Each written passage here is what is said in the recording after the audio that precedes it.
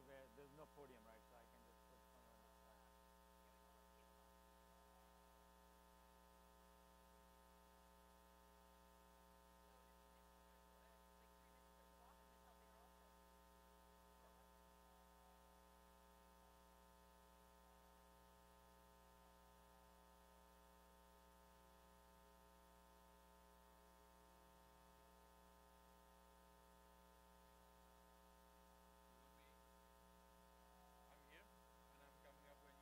And then I'm bringing it up, right? So we've got a slide there which talks about case study. And when it comes to case study, I'm going to turn it over to Max Rickers, right? Who is going to share a case study of how this technology was used for training, right? Okay. And unless there's an introduction up front, I'm going to Max Rickers, right? Okay, who is an insult hockey player, okay, has worked with Bayern Munich on soccer training, then with Ajax, AZ before that, right? Multiple soccer teams, including AZ, Bayern Munich, Ajax, and he's been using the micro team system for over a year and has experience for a number of years, right, through the development process, and has some useful insights to share about it. Perfect. That sounds like it.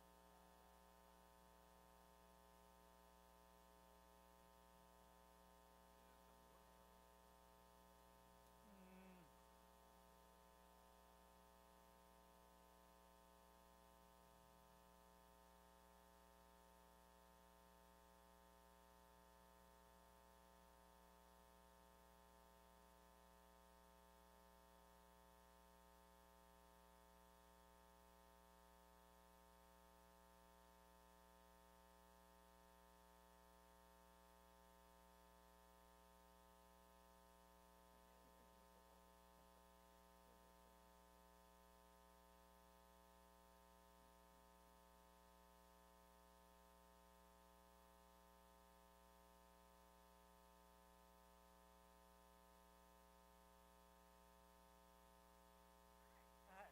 Yes, yeah. Thank you. Oh, perfect.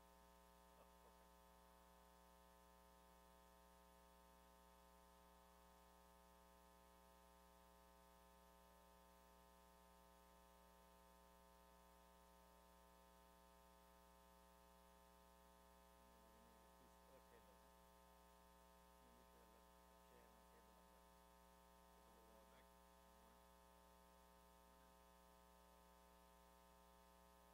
Was that the table and the chair? No, there were only chairs, no table. Oh, there was just one table.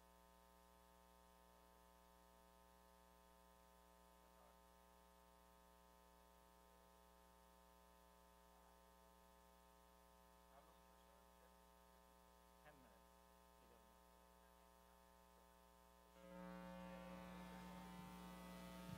Hello.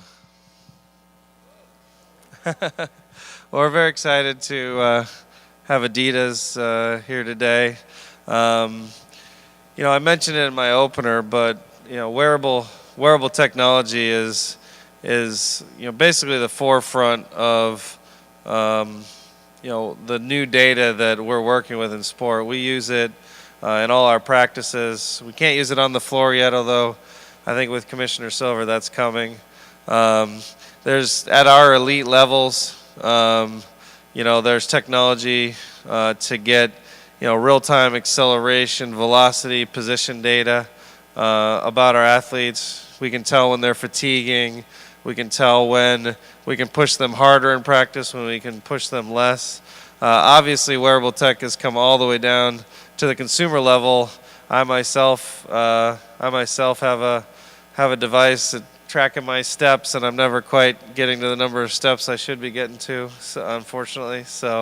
But my coach is, the leader in the field, and I'm very excited to introduce them. I have some business. If you want to send a question to them, you have to text to 22333 and you start it with WearTech, WearTech, or you can tweet also to WearTech and with a pound SSAC, and then the questions will get to the folks at Adidas. And thanks for taking the time to listen.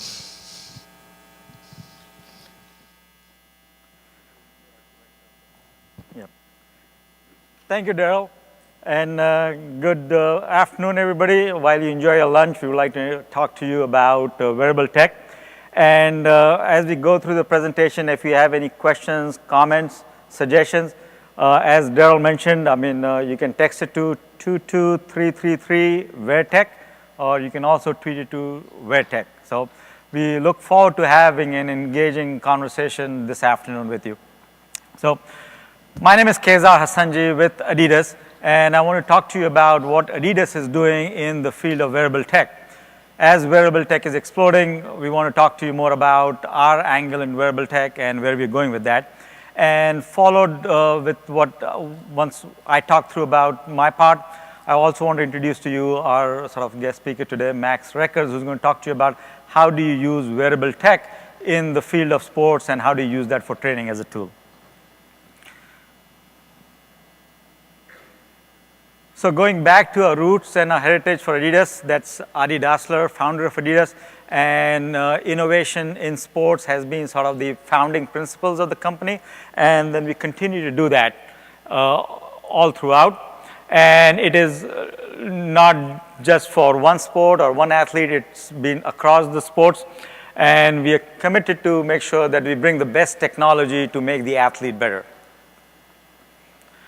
And as you guys have already known, I mean, wearable tech is exploding. This chart that I have up there is about 6 or 8 months old. It was crowded then, it is more crowded now. So there are more and more wearable tech devices in our daily life, and you probably are experiencing and using some of those. The key there for us is, from Adidas perspective, is like we bring our heritage and our domain expertise in sports to wearable tech. And that is how we view wearable tech growing in the future. Part of what we bring at wearable tech is to make each and every athlete better. I mean, as we all know, each athlete is very unique in their perspective, very unique in their training, very unique in how and what they want to do, and their skill base. And this is the value that we bring in terms of wearable tech with a sports context to make each and every athlete better the way they are, as unique they are. And we also look at wearable tech and this space for bringing the right technology for elite as well as for consumers. So all the way from teams in schools to elite teams all the way to the top. And our wearable tech is brought under our MyCoach brand. So MyCoach has been in existing for a good bit number of years. We've had several consumer offerings in that, as well as elite offering that I'm going to talk to you about. These are some of the consumer offerings that we've recently brought under MyCoach. The first one is a smart run watch, and it is designed very specifically for runners, where it has GPS and it has optical heart rate, and it can do both tracking what you are doing as well as tracking your body as well. And I also need to mention that we have all of these devices in the tech room on display, and for you to able to come and experience that. So when you have a moment, an opportunity, please stop by the tech room where we have a booth. We've got all of these consumer as well as elite devices on display. So the next one is the speed cell, essentially more that goes on the shoe, and then it gives you speed and distance. The one after that is Excel. That is a device that that gives heart rate as well as movements, accelerations, decelerations, jump. And the next one is, so we also have these sensor apparel. So we've been able to take our heart rate monitoring sensors and embed it into apparel. And so the unique part of that is like we've not sort of designed technology just for technology's sake. We've looked at the best apparel that people are wearing, athletes as well as sports people, and then embedded heart rate sensors in there, so it becomes very comfortable and easy to use. And then we also have mobile apps that uses either the functionality of smartphone or connects with any of these other devices that gives you that unique user interface. So these are a whole different wearable tech devices that we have under the MyCoach brand, and using our sports domain expertise, bringing the value that each one of you would like to have from a wearable tech. And the next part is, like, I also want to talk more about the rest of the time about the professional or elite devices. So we have got the MyCoach Elite Team System that we introduced last year. These are the different components of it. It's got a smart shirt which has technology built into it. With Player Cell, it has real-time information that's sent to an iPad. The key part of there is, like, we've got very simple and easy to use smart shirt and the Player Cell that collects all of that information of what you're doing as well as information about you, and then transmits it real time. And then we have this unique analytics that we are building on so that we can crunch all the data into analytics that are very relevant and very useful information. And we'll talk a little bit more about the analytics as we go along. So I would like to start with this video which shows the system, and then we'll talk more. Adidas, the game changers of football, introduces the MyCoach Elite System, an innovation that is changing the face of football. Developed in partnership with the world's top players and coaches. Tablets are linked up to special wireless cells worn by each player. These give the coaches a bird's eye view of the entire team. Players wear cutting-edge tech-fit tops with the tracker integrated in the neck of the top for comfort and design. The very best are using it to really get under the skin of player performance. An innovation that is changing the face of football. Who are the top performers? Who need to rest? Who could push it harder? The MyCoach Elite Team System puts the answers to these questions and more at the coach's fingertips. With real-time stats beamed direct from each player, they can track data like heart rate, speed, acceleration, and power. Tracking real-time performance insights, helping teams train smarter, play faster, and dominate the game. Imagine being able to use real-time data to decide when to make a substitution, or looking over at the bench and studying the heart rate of the players to gauge who could change the game. Performance data is transferred wirelessly, displaying match-critical information. Coaches can also create drills based on player data to hone match tactics or plan for the opposition. In the future, the likes of Joachim Löw could be using the Team Elite system in real matches, not just training. The MyCoach Elite Player Cell and TechFit Elite collect and transmit data to the MyCoach Elite base, uploaded to the website for post-session analysis and reporting. Adidas makes training smarter.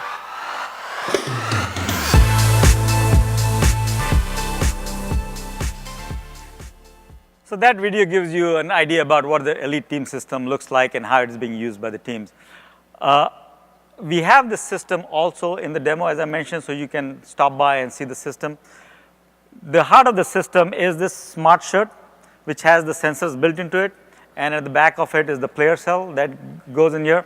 And we made sure that that is very simple and easy to use by all the athletes. And the technology was built around the shirts that the athletes already wear. So they are not wearing or experiencing anything different that comes in their way. So it's like very unobtrusive technology. And then using this technology with the shirt and the sensors, we measure all of these different parameters, including heart rate, including all different types of movements and motion. And then the key is to look at the key metrics that we develop out of that. So for us, if you look at this, the inside part is what the player or the athlete is doing. Like they're running around, they have acceleration, deceleration, speed. So you get all of that information in terms of the amount of work that the athlete is putting on the field. The outer circle is what is happening to the athlete as a result of that activity. So part one is the activity and the work that is done, and the outer circle is the body's response to that. And we believe that is very important to measure both, not just what the athlete is doing, but what's happening to the athlete. And then we have the ability to correlate that information, right? And be able to give what is the power, what is the relative power, what is the efficiency, what is the training impact. And later on, Max is going to go in more into details about some of these metrics. So I'll give you one quick short example, right? Heart rate has been used in sports for a long period of time. So if you look at the heart rate of these three athletes, right? A, B, and C, clearly athlete B has done the most amount of work. His heart rate is the highest, he has the highest heart rate rate. But if you look at the full picture in terms of amount of power output that the athlete has done in the field, you get a slightly different story, right? So you look at athlete A who's been able to put the maximum amount of effort or power out on the field, but he has a slightly lower workload, so he's in better shape. So you can use this kind of information together to make better decisions and be able to train the athlete better. Not to overtrain or to undertrain, but to optimize the training. Another example is, so our system generates tremendous amount of data. So what you see in the background is the data generated from our system in fractions of seconds. When we were building this system and we were going and talking out to all the elite trainers and coaches and athletes, the last thing they wanted was more data. So our key opportunity was to convert all of that data into very relevant, meaningful, useful information for the coaches and the trainers to use. And that is what we're going to focus on in terms of the rest of the presentation today. Okay. I also wanted to point out that the team of experts within Adidas and with externals that we built, a lot of them are out here. Roger is also here, and so is Meg and Bryce from Adidas, and we've been sort of using also the expertise from an extended team. Darcy from Athletes Performance, which is now Team Exos. Max, who's going to talk a little bit more, and Steve McGregor, who's the sports scientist that we've been working with. And all of these experts are here today. Take the opportunity to ask them the difficult questions, not me. And then also stop over to the tech room and see this technology in action. Now, what we want to do for the rest of the presentation is show how this tool can be used across sports for any different training methodology. Different coaches, different trainers have their own training methodology. But what's common across all of these are these key 4 variables, and it may be called differently, but it's around the mode, the frequency, the intensity, and the volume of training, right? And the neat thing about this tool is this tool can be used across sports and across different training methodology. And for the rest of the presentation this afternoon, I want to turn it over to Max Reckers, who's going to talk about a case study in terms of how we can use this tool with a particular training methodology and what is the kind of information we get out of that. Brief introduction to Max. Max himself is a hockey player, but he has worked with a lot of elite teams in the past, starting with AZ, then with Bayern Munich, and with Ajax. And he actually has one of the most extensive experience with this MyCoach Elite system since the time we started developing to now that it's commercial and is being used by a lot of teams. Max. Thank you. Yeah. Is the mic on? Okay. Hello there. I'm going to try to tell you guys something more in depth in how to use technology like this and use it on an actual day-to-day rhythm with a professional team. So as Kesa already mentioned, my job is to translate day-to-day information which comes available around the soccer team and make it to useful information for the coach. Now think of this position as a coach. You have 30 players on a pitch running around, but on that Saturday, on Sunday, on match day, you only can select 11. So every day you have to judge and make decisions on which player you are going to select for your first team. Luckily, that coach is not alone. He has a big staff with people helping him decide. The role of the performance analyst, which is my role, is to gather all this data, make sure it's valid, translate it into usable parts, and then go on. As a context, there's a lot of data out there. And there are a lot of systems which can measure almost anything. But the key is what it says over there. First is, if you have data, chances are enormous that you will pick out the worst examples. But you have to remember that you work with humans, not with robots. With robots, it's simple. If the device doesn't work, we will replace it with another one. But a human being can have a bad mood. He can be sick. There can be all kinds of things. If you are using this tool as a stick and you hit him every time when he does something not right, then you will lose him in minutes. And you will create an atmosphere which is really about fear. And if you're in that area, players don't want to cooperate. They don't want to wear your stuff. So that's something which you really should avoid. Second is, there's a lot of science going around in soccer at the moment. The problem is that it's going further away from the language of the coach. And what I always try to emphasize is try to match those two. Try to adapt to the language of the coach and therefore the language of the team, and that will help you in progressing to move along with the team, make your learnings, make your decisions, and move forward. Third one is create day-to-day routines with your team. It's really important that, for example, we have this, every system has normally a heart rate strap, and players always hate it. But they will hate it especially if they have to wear it on Monday, on Wednesday and Friday, and they don't know exactly when they do and when they don't have to wear it. So what we always try is bring in a routine, they wear it every day, they wear the devices, they come and collect a pod, it's recording, and from there we go into the training session.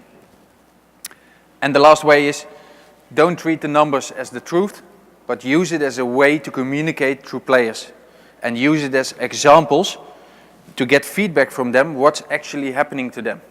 If the numbers are only the decision makers, I think we're losing a lot of value in the process and decisioning in coach. What I tried to do today is I took the periodization example, which is pretty famous in soccer, from a guy called Raymond Verheijen, a notorious guy, difficult guy to work with. If you have a chance, don't look at his Twitter account, because he's badgering every elite coach he can find to tell him that they are not training right and that they should use his training methods. The good thing about him is I don't care about if his model fits or doesn't fit. I just wanted to take the opportunity for you guys to overlay the basics of his model to the Team Elite system that we have, to show you guys how you can make such a model operational. And please use it in any context that it will fit to your teams or the people you work with. The goal of this model is really simple. Help soccer players to improve their performance. Okay, but that's a kind of really general thing. So we want to quantify performance. Performance means being better in attack, better in defense, and better in transition, and then important, in less space and time. So the higher the level gets in soccer, the closer the spaces are, and the more actions that are required. So if we move into the next step, what's then better? So better means more actions. Instead of 2, in the same time frame and even probably less space, be able to make 3 actions. And maintain that for 90 minutes. If you play against the Germans, 93 minutes. Make more explosive actions. So if I'm stronger and can accelerate faster than my opponent, then I'm in the advantage. So we want to train players to be more explosive. And, very important, be able to maintain that for those 93 minutes.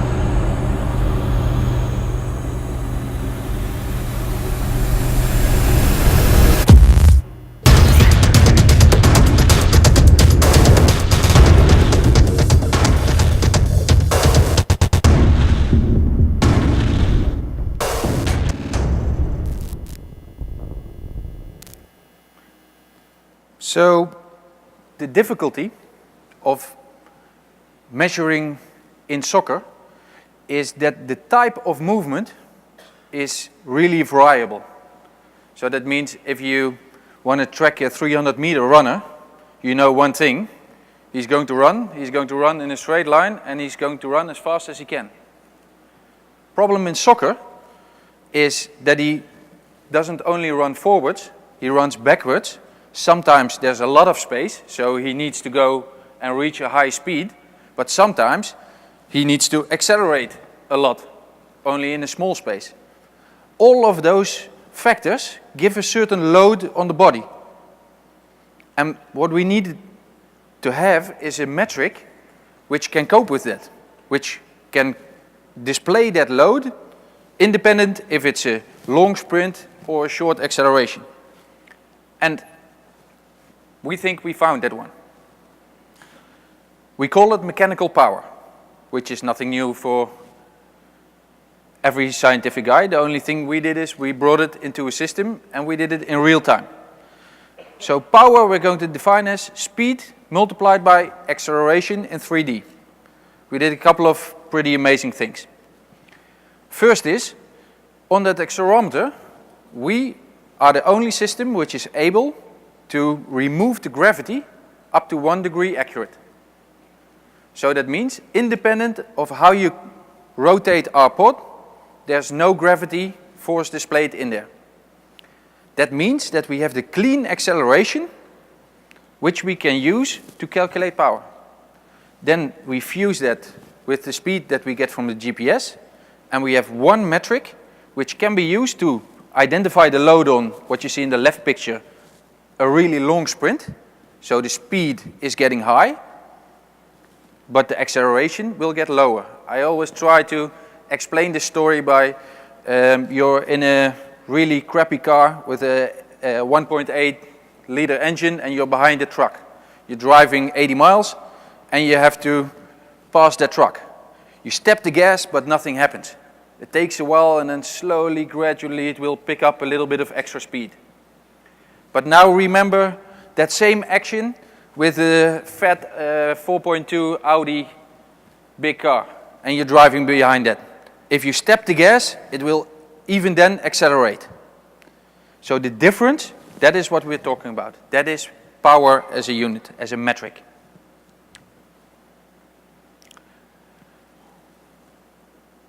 The problem with that is now we have the metric, but we want to align it to the capability of the player. So some athletes will be really fast and can go to 33 kilometers an hour.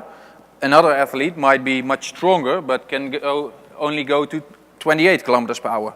You want to align those to the capabilities of the specified athlete. That's why we display power as a relative unit. So we say 100% is his normal work rate, is a work rate that he can maintain for a longer time.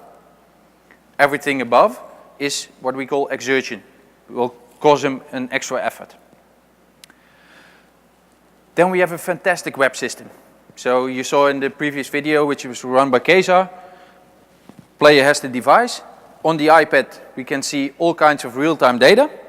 But after the session, we want to go in deep and we want to analyze. I just explained the primary metric we chose is power. And what we're going to see is now a graph of, this is an actual drill, 5 against 5. So 5 players against 5 other players in about 60 square meter area. One unique feature of the system is that we can divide an exercise into extra intervals. So you can see there was one drill here, the warm-up, there was one positional game, and then we played the 5v5. We like the 5v5 a lot because it's really soccer specific. They get a lot of ball contacts, and we can apply some conditional models into it. So what we did is we used the system to divide the rest phases and define the active phases.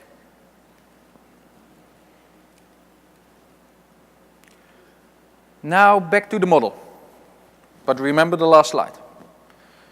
We wanted to quantify more actions. So we have this power metric, which can pretty accurately measure. And then we, sorry, one back. Other way, yeah. What we want to do is classify the number of actions. So we want to know every time he goes above that exertion level, above that 100% level for a specified time, we want to count those instances. And we call them high intensity events. So here you see an example, 3 different sprints. So athlete is walking, standing still, and sprinting. Every time he goes above that yellow zone, we will count it, longer than 0.4 seconds, we will count it as one event. The system will automatically do that. And if you move forward, we played 4 times, that 5v5, the same amount of time. And what you will see with this athlete is about 13 to 14 high intensity events. And then third and fourth part, he really dropped. In this specific case, this was an athlete that came back after an injury. And we were in rehab, working with the athlete, getting him better. We thought he was really fit. Joined the team, coach says, doing really well. But he was not in the first 5. If we wouldn't have had the system, we would never have seen that he dropped back that far. Because one of the first things you will notice with a fatiguing athlete is that the number of high intensity events and the peak values, those will go down. Second one, we wanted to measure, we had the KPI, being able to maintain the action for 90 minutes. A lot of teams use what they call high intensity distance for this. This means the speed an athlete runs above a certain threshold. So for example, 20 kilometers per hour. Every time he comes above it, we count the number of meters. But my personal frustration with this way of measuring is always, so if I run 19.8, then it's not counted. But if I run 30 kilometers per hour, it's also not valued extra. So what we did is, we took what they call a trim model, which values, extra values, the time spent in each zone. So the higher you come up into the zones, the higher the effort is valued. Which is awesome, or much better than what you have with high intensity distance, but still not so honest. Because, say this is heart rate, and my zone barrier is at 180. So if I'm at 179, the value is multiplied by 16. If I'm 180, the value is multiplied by 32. Doesn't sound like a really honest way to value the load of a player. So what we did is, we developed a continuous zone weight, where we try to value how high is the player in the specific zone, what's the difference in the weight, and we apply that to a single load number. Here you can see how that looks. So every data point is multiplied by how high the player is in the specific zone. Another example, another player. So we compared him over the 4 blocks again, and you can see that he's pretty consistent in maintaining his load. But we also compare players against each other, because we have around 30 players, 3 of them play on the same position, and we have to choose one. So a functionality that we use a lot is what we call an overlay, where we display the data, which is synchronized for every player, and we display the data against each other. So the green barrier is player 1 and the blue is player 2. What you can see, this was the same player as in the last slide, is that in the last 2 parts, his load is a lot lower, which means not fit enough compared to the other player. Okay, explosive actions. So we wanted to make the action more explosive. Easy to measure, we just record what's the highest value in a certain time frame.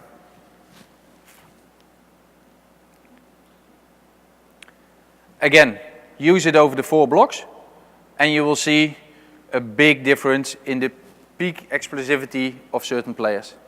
Of course, this is also a little bit part of the human body. So there are players which are much more explosive capable, and you have players who are much more endurance capable. And you always have to figure out an optimal balance in your team. But systems like this help you identify which type of player you have in your squad.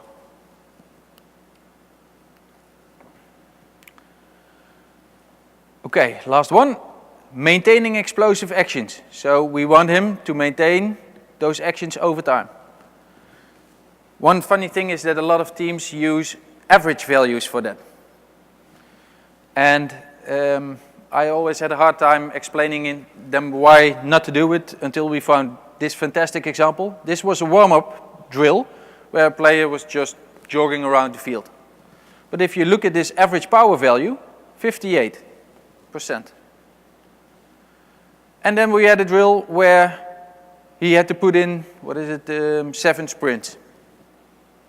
Which we all know, if you try it at home, if you have to do 7 sprints, that will take a lot more energy and you will feel it more in your legs than just having a graduate walk or run around the field. So we were looking for a submetric which could display that properly. And we chose the power intensity for that. Power intensity is the load value, which I just explained, with the continuous zone rate divided by the time. And again, if you compare that, yeah, you can see big differences between players. Now the big question, how are we going to improve this? So we have a system which can measure it, but now we need the philosophy, the model, to tell us how to improve it. Okay, so they say if you want to train a player to make more actions, what you should train is extensive intervals, and he translates that in 3 against 3 and 4 against 4. Short spaces, not many players in there, so you will force the player to make a lot of actions. But extensive interval also means short, so 2 minutes, series of 5, and then, duration of 2 minutes, 5 series, 5 intervals in 2 series. That means every time 2 minutes, 2 minutes rest. 2 minutes active, 2 minutes rest. Then 1 long break and repeat the same.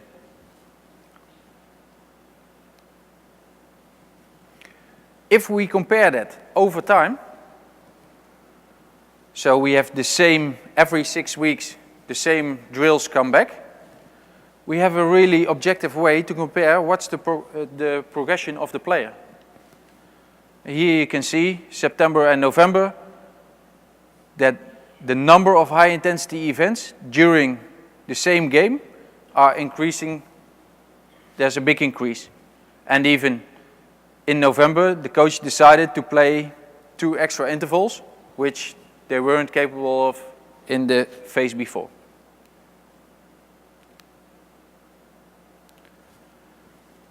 Same for maintaining more actions. So we have this web system, and you immediately can visualize that there's a big difference between the players.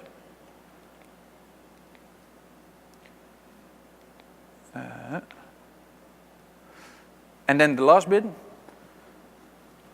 The interesting question then is, how can you track the progression of the athlete over time? One of the models we're working with now is where we say we have a really extensive training, a really heavy training, which we set to 100% at a certain month. And from that moment, we calculate to percentages back the values over time. And we do it in 2 ways. One is we have a measure where we say, this is the border for the whole team. This is a limit, and we want to see up against that limit, how is the player progressing. The second model is, we want to plot the player against himself. So did the player improve over time? But as you can see, the team is progressing over time, which might be much steeper than the performance of the actual player. And that all has a big decision in if a player can stay with the team, keep up with the pace that the team is working on or not. In this case, this is an example of a player who was going really well, got injured, got back to the second team, tried to get back, but lost it overtime. After the winter break, he dropped off and in the end got sold to another club. Another example of a player is where you can see that you can have performance increasements for 20 to 30% by training him in a structured way. Okay, that's the example I wanted to provide to you guys today. Thank you very much.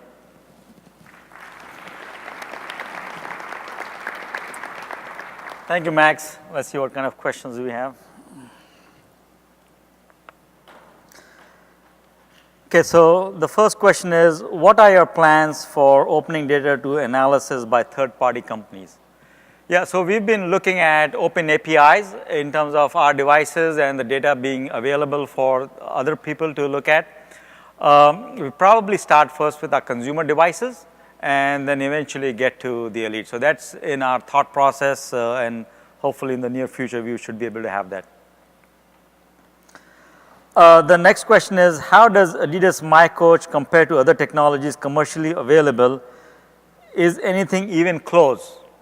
So yeah, so there are a lot of different technologies out there. So there have been heart rate monitoring technologies out there for a number of years in a lot of different forms. There has been GPS technology available out there in a lot of different forms. There has been inertial sensors and accelerometer technologies available out there also in a lot of different forms. So there is a whole bunch of different technologies that are out there. What is different and unique about the Adidas MyCoach Elite, I'm assuming this is specific to the MyCoach Elite technology, is we have the ability of bringing all of those together, right, and having it in a very simple, easy to use form factor. So for example, this smart shirt, Elite shirt, which has the sensors built into a shirt that is typically worn by athletes and for sports enthusiasts, right? As opposed to creating a strap or something else that people are not used to and will not wear, right? So that's the important and unique differentiator. And then more importantly, the other differentiator is about the ability to not only monitor what the player is doing, but also what is happening to the player, right? And so different pieces of technologies do that differently. The ability to bring it all together, and particularly, I mean, some of the examples that Max gave in terms of analyzing that data so that it becomes very relevant, very actionable, and independent of the sport, independent of the training methodology that you use, apply this as a tool for the training methodology that's most applicable to you. So we want to make sure that this is a tool for the trainers and the coaches to use with the methodology that they are most signed up for or comfortable with. So that is, I think, some of the key uniqueness. And then particularly also for the consumer part of wearable tech, there are obviously a lot of different wearable tech devices also out there, right? And here what Adidas does differently is bring our expertise in the sports domain and bring that out. So as opposed to like all day wear or wellness or something like that, we are very sports specific, right? And that is our heritage, and that is the expertise that we have, and that is the kind of insights that we bring into the data that you collect from any consumer devices. And I welcome again for all of you to stop by at our tech, in the tech room and check out some of these devices. Sorry, Kate. So the next question was, are there limitations on what data coaches have access to during games, or is the system entirely open? So in terms of the data for that particular team and the coach, right? So there are two ways for the coach to have that. One is the analyzed data. So it's not the raw data, but the information that is very relevant. And then after that, if the coach wants to look at very detailed or granular data, that is also available for them to see. And I don't know if Max has to add to the comment. I think another, is my microphone on? Yeah. I think another one is currently in soccer, for example, there's a rule of the FIFA not allowing to wear any device which transmits. So that prohibits us currently from wearing or being able to wear the device in-game. So that's a big limitation, and we hope that the FIFA will overcome that really soon. For MLS, I believe there's already an exception made where they are allowed to wear this in-game. Right, so particularly the use of the technology in-game depends a lot on the sport, the league, and the contracts that are there. So the technology is being very openly used in training, and when it gets to game, there are different leagues, so like for example, MLS is a little bit further out. They are considering the ability to use that in games. They have been using this technology in training all of last year, all the 19 teams. So this is probably one of the first league-wide system that is being operational. And then other sports have more openness to using that. So that is something that is really dictated or controlled by the individual sport, league, or team or the athlete. Okay. The next question is, how does this technology apply to goalies? It doesn't seem like it would be as useful for them. It does. So we have a very specific goalie trainer who looks a lot in the distance that players should keep to their goalie. For example, if we're in attack, we want our goalie to close the gap behind the last defender, so that if any ball that might come over it, the goalie must be able to respond to that and kick the ball out. So that means that it's really important for us to have that distance and to know how even the goalie is moving around the field. Second is, a goalie is also a player who doesn't have to have that many actions, but in phases he has high repetitions of it. And three is the stress. So what we measure is, if you look at the heart rate profile for a goalie, you will see that the moment the game starts, his heart rate goes up by about 15 to 20 beats, which is pure mental, which is pure focus. And if that's something we can measure, we can help him with it and we can improve him in it. Yeah, and particularly about the goalies, I mean, we used to have another slide in there which was looking at power and heart rate loads, which we did not include in this one. And what was very interesting for me to look at that is, like, if you look at the whole team, and if you look at just heart rate, actually the goalkeeper's heart rate and the heart rate load is pretty high up. So you would expect them to do a lot of work. If you look at the power that they put out, that's actually pretty low, because in terms of the total amount of movement, right? But if you look at the two together, that gives you good understanding in terms of like what the goalie is doing and what's happening to their heart rate load, to themselves, as well as the work that they do outside.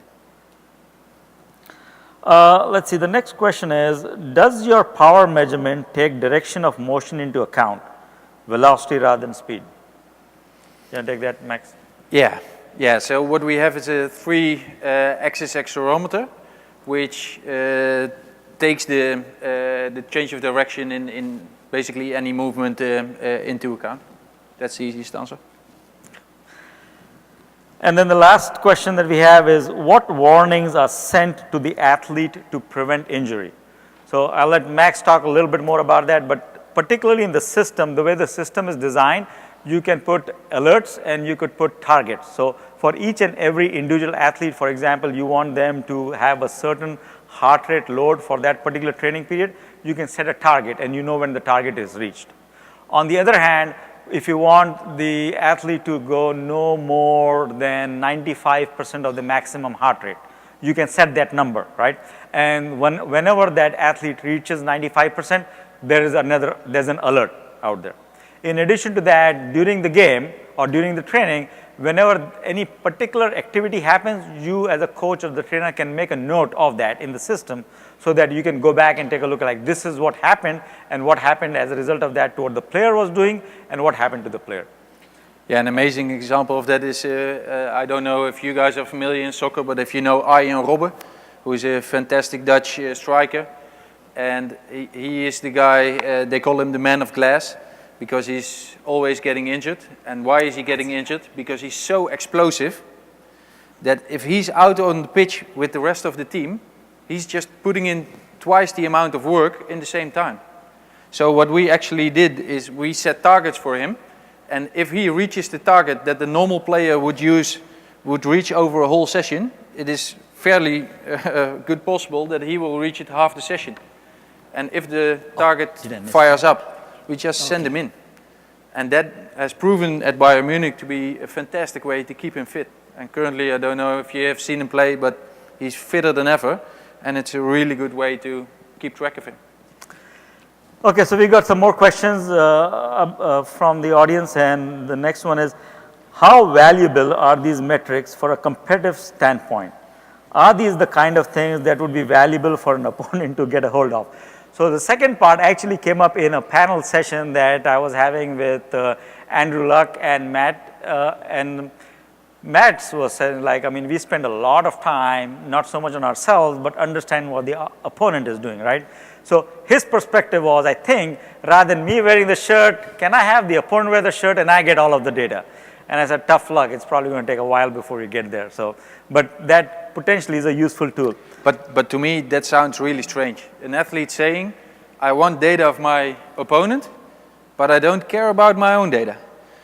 To me, when I heard that, and when I heard him say, I have to wear that strap, and I have to wear that watch to measure my heart rate, I thought, Jesus, guys, they are miles and miles behind. We use this system every day to collect the data. Players come to us and return their pods, and they ask, give me my data. I want to know, did I do better than yesterday? The coach was angry at me that I didn't train hard enough. I want to see my values. Help me.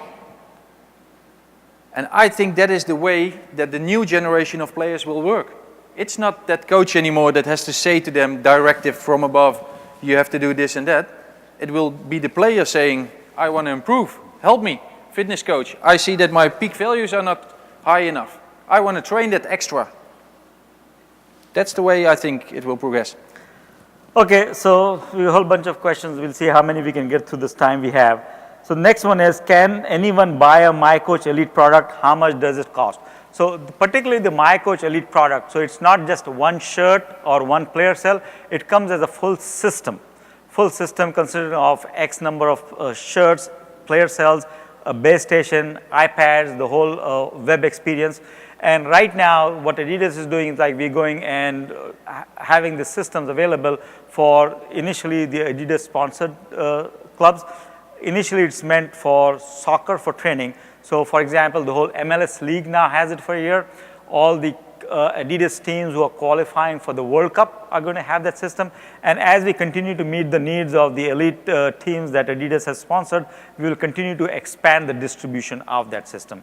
In terms of, but what is available openly for individuals to buy is the consumer version of the MyCoach Elite system. So what we've been able to do is like take the knowledge and the learnings that we get from a sports expertise domain that we have and the elite athlete and bring that kind of an experience for consumer devices. And that is what's available for consumers to have individually. But if this question came from some elite team or some teams who would rather have that, maybe we can have a conversation on the sides in terms of what is the need and how can we bring those systems to other elite teams faster than what we have planned for. I also work for the Dutch national team, which is a Nike team, and I went to Keza and I said, give me a system, come on. Well, he didn't want to sell it to me, so. Okay, so the next question is this the device used by the Seattle Sounders in MLS? Yes, that is correct. So all the 19 MLS teams have this MyCoach Elite Team system for the last year, so they've used that along through the whole season. And now they are getting into the next season, and then they have plans depending upon how their discussions progress in terms of data sharing and data rights to be able to use that in game as well. Should doctors monitor heart rate data in real time as a player safety check? So the tool allows you to look at the heart rate of the individuals. Now, the coach or the trainer or anybody that the coach or the trainer wants to have a look at the data has access to that data. And then it is up to each individual team and the trainer and the coach in terms of what they want to do with the information on that one. I think though that what that doctor, if you talk about arrhythmias or stuff like that, what you need then is not the basic heart rate signal, but what you need is a 3 points, at least 3 points ECG signal, which is currently not what we have. The next one is, this would be so helpful during the games. We agree. I believe a couple of players had heart attacks recently, last 2 or 3 years, during official soccer. Now, definitely we agree that it has a lot of value in game as well, but as Max said, the current FIFA regulations do not allow use of this technology, which has bi-directional communication, to be used in game. And hopefully, I mean, we obviously have a perspective and we've got a great relationship with FIFA, and we want to educate and give more information so that eventually that becomes part of the game.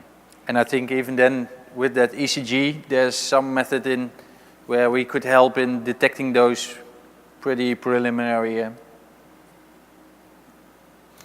Okay, so the next one is, for wearable tech, how valuable are these metrics from a competitive standpoint? Are these the kind of things that would be valuable? Okay, I think I went through this question, right? Okay, sorry about that. I can comment on a couple of things. I mean, so one of the first things I do if I get a system like this is I want to see a validation. And even more specific, I want to personally do a validation. So I did a couple, and the stuff we're really, really proud of is, one, the mechanical power has so the gravity removal has an accuracy up to 1 degree. That is something no other competitor has. The accuracy of speed, which we merge with GPS, has an accuracy we haven't seen, and I tested all those systems. We haven't seen that from any competitor. So, and the third one, acceleration, nobody dares to talk about, especially on a competitor level. I think we are really, really close to having a gold standard there. So, from my point of view, as a user, I am very proud of the system that we currently have, and we know we want to build it further and enhance it, but that is where we are now. Yeah, an important thing to point out is, like, from our perspective, this is a platform technology. So we've used the best technology that's available today, but as more and more technology become available, we want to continue to enhance the system in terms of the sensors that it has for capturing what the player does, but also capturing what happens to the player, and the analytics that follow behind that. Next one is, do you believe FIFA will allow the use of this device during official soccer matches? So we just talked about that. I personally believe FIFA will. When is the big question? So I don't know if you have any perspective. Mr. Blotter has to go away very soon. Not coming from me. Coming from okay, so it's Q from Max. How do managers vary use of KPIs while keeping in mind differences in player positioning, role in team? That's a big one. Let me be honest about 90% of the managers, and that is, if they have a difficult decision, they will, in general, they will never look at the system or ask anything about the system until they have to make a very difficult decision. And then they will say, can you give me something that player Y shouldn't be in the team? And then all of a sudden they want some data to prove that, and they go to the player and say, hey, I'm sorry, I wanted you in, but the data says that's not okay. That is how a lot of teams work in comparison to position of the players. In the system we currently support creating positional groups, and that means that you're able to set certain thresholds or compare certain players within a group or within a position as you want to compare them. So that's the way we handle that. Okay, next one. Can coaches use wearable tech in-game for coaching, or is it used for analysis later? So it is a real-time system, right? But you can also use the system where you do not want to do the real-time part. You just capture all the data in the pod, right? And after the fact, then you can plug that into the base station that you saw on the video, and that's when all the data gets sucked up, and then it gets also to the web, and you can do the analysis. So that is a possibility.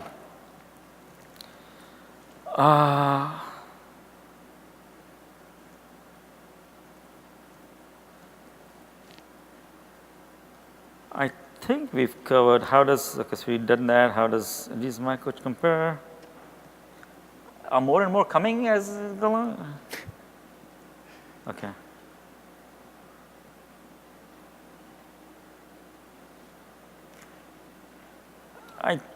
Okay, I somehow lost that screen, but I think we might have gotten most of the questions. I don't know if you can let me know. Okay.